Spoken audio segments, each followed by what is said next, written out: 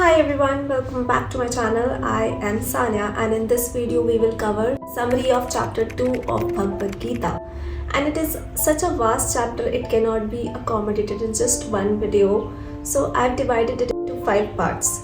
First one is this one where I will be going through the key points of the whole chapter. So chapter 2 of Bhagavad Gita is also called as Sankhya Yoga or analytical knowledge. And it is something which is provided as a tool. There are like 4 tools which Sri Krishna shared with Arjuna just before he was about to fight the war. And it's very important that whenever we are at a stage of life where we have to take a very important step which will be impacting a lot of other people as well, then we have to make sure that we are in a state of equilibrium, that we are completely composed and peaceful and we are just doing our duty without getting attached to the outcomes of our actions. And of course we have discussed so many times that it is not easy at all, but it comes with practice. So in this video Sri Krishna is explaining those 4 key points which will help other people as well on their journey of spirituality, as to how we are supposed to live the life first of all, and what are the key points that we have to make sure that we are following in life so that we are on the right track and we are not struggling in this life. These 4 points also elevated Arjun to a consciousness which was beyond the 3 gunas of the material mode that we already discussed in the previous video. And he was currently at a level which was a mundane level in terms of spirituality, and after he got to know about these points, his consciousness got elevated to a transcendental platform. And there are so many personalities across the world who claims that the reason of their success in life is Bhagavad Gita itself. To name a few people, Ralph Waldo Emerson made it the basis of his poem Brahma. The leaders of the independence movement who were winning the respect of the nation began attributing the source of their inspiration to Gita. Bal Gangadhar Tilak, Mahatma Gandhi wrote an extensive and scholarly commentary on Gita. Robert Oppenheimer, Martin Luther King Jr., Nelson Mandela, Will Smith, Barack Obama, Sunita Williams, Hugh Jackman, and many others were also inspired by Gita. So if those people can get inspired through this holy book, so why don't we use our precious time to learn from this book and get enlightened ourselves? So if you are motivated now to know more about chapter 2 of Bhagavad Gita, let's get started. So the most important point which marks the beginning of the chapter 2 of Bhagavad Gita is the confusion or the state of despair or the state of desperation in which Arjun was towards the end of chapter 1. And when we also feel this way, that is when we try to change ourselves. So whenever we feel low in life, only then we take action. This is why problems arise in our life, so that we try to look for the right answers in the world. So Arjun's confusion and lamentation, all of these things led him to surrender to God, to Lord Krishna himself. And when you surrender to God, when you feel that you don't know anything, now you want the knowledge to be imparted to you from some other source, that is when you lose your ego.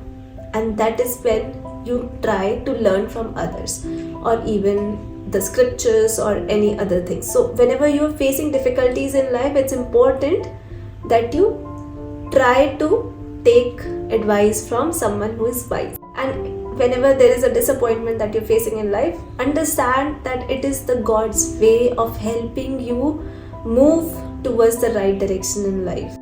And that particular direction where we get the true knowledge from, it is not available to us from our own physical mind itself. It is something which is on a super conscious level, and it is accessible to only those who know how to remain in the super consciousness. So when you surrender, finally, the key word here is surrender.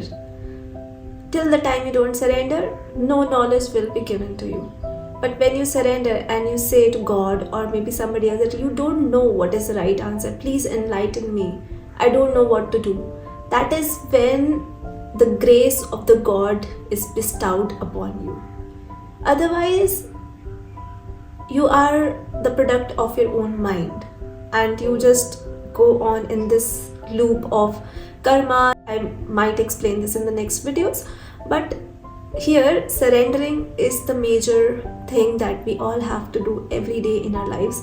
And even if you are stuck in life in a very minute of the issues and you don't know what to do there, just get up in the morning, sit and just close your eyes and let God know. Talk to God about your problems and ask Him what is the right solution.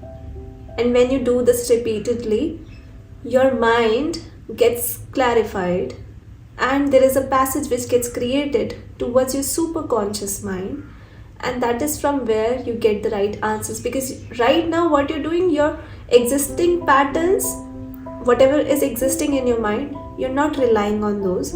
You're saying to your mind that this is not what I want to know the better answer. So it's kind of a surrender that you do, that please take my mind and enlighten it from the better knowledge which is available. And that is the key of getting a guru. That is the key. God is also starting the whole chapter 2 of Bhagavad Gita as well.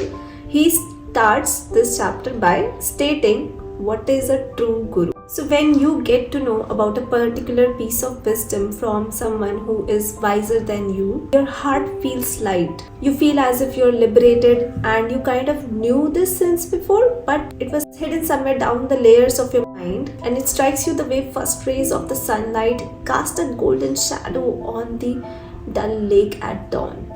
I don't know if you understand this, but it's just a feeling which makes you feel lighter than air. And I will elaborate on this in the next video. I'll make a whole video on defining who is a true guru and how you can also find your true guru.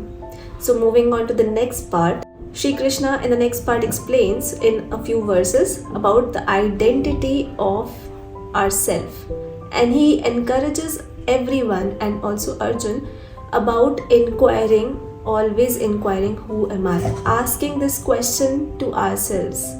This is one of the $1 million questions that very few people get to know about, but it is something when you look for it, you will find it. He said that one must inquire the nature of the self by doing a self-introspection.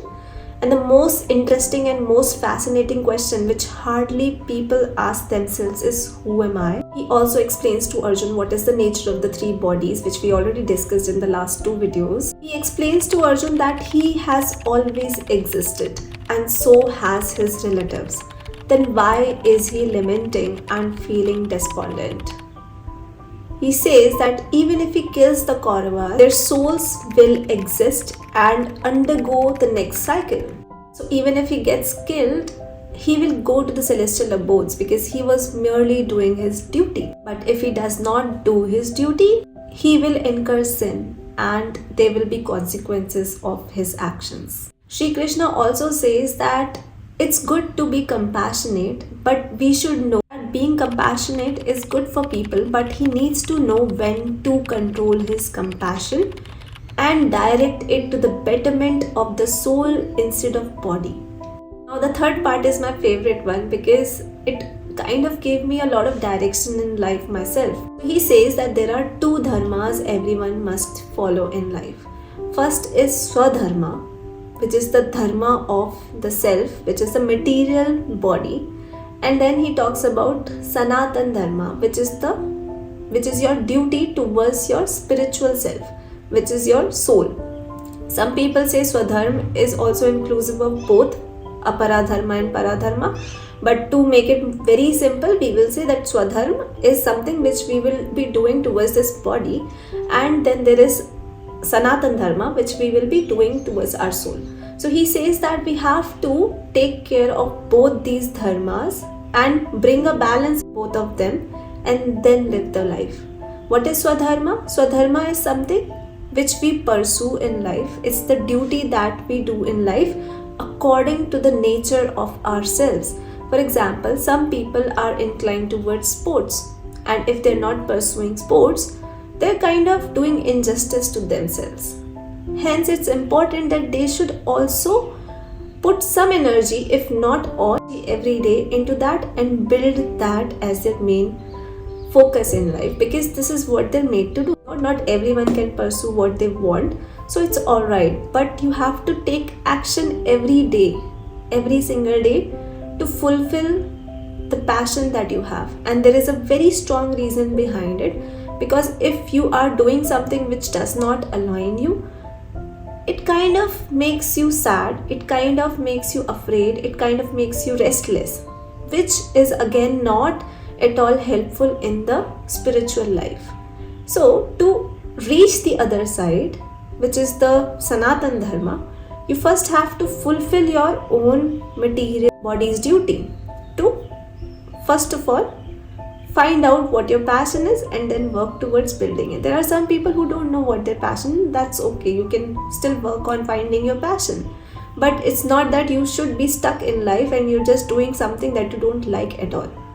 That is something that will be harming you in the long run. So you should always pursue something that you really love in life. So this is Swadharma. This is also mentioned in a lot of books like Ikigai and all. So it'll be a great start for you if you want to start reading that. Now he talks about Sanatan Dharma. He says that people who follow spiritual practices, meditates, and they devote some time for nourishing the soul, it's a very good thing to do. But he also states that you should not spend all of your time in just one kind of a duty, which is Sanatan Dharma. You should bring out a balance into. Also, there's one very important point on Swadharma, that when you're pursuing something which nourishes your passion, do it with righteousness, do it with right consciousness. Otherwise, it will again lead to some different consequences. Now, after explaining all these 3 points, Sri Krishna now goes on to explain what is the consciousness of a person who is already sitting on a transcendental platform, and what is the demeanor of that person like? What does that person do? How does that person feel? And he explains it into depth, and it's so mesmerizing to read all of those things, because it kind of gives you a lot of peace. When you read about those things where you want to be, you kind of attract the same kind of energy from outside. So in the 4th part, I saw someone else's video and he explains that the second chapter is like GITA. G is for Guru, I is for identity, which is finding yourself, T is for 2 types of dharmas, and A is for Atmaram, defining our transcendental platform, like what happens when we reach there. So it's also called as Atmaram. You become happy, you become peaceful, and you become blissful in life. I will be explaining all these in different videos in detail, and I'll see you in the next video. Thank you so much for watching.